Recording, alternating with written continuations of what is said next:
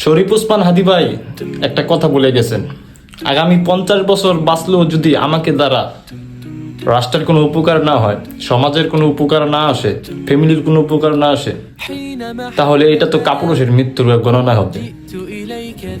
তো আমরা সেম এই কথাটাই বলি, আমরা আগামী 50 বছর বাঁচলাম, অথচ আমাদের দ্বারা সমাজের কোনো উপকারিতা আসে নাই, ফ্যামিলির কোনো উপকার হয় নাই, যুব সমাজের কোনো উপকার হয় নাই, মহিমুরব্বীর কোনো উপকারিত হয় নাই, এবং কি মা বোনদের উপকারিত হয় নাই।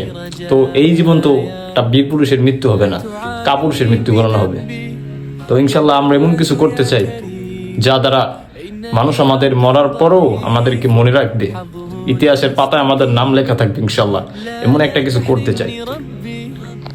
এই জন্য প্রয়োজন অর্থ, প্রয়োজন মানুষের মেধা, প্রয়োজন শিক্ষিত মানুষের ভালোবাসা, শিক্ষিত মানুষের মেধা, এবং সমাজে যারা ময়মুরব্বী আছে তাদের ভালোবাসা, ছোট ভাইদের ভালোবাসা, বন্ধুদের ভালোবাসা, বড় ভাইদের ভালোবাসা, 10 হাত মিলিয়ে একটা সমাজ গড়ে তুলতে হয়।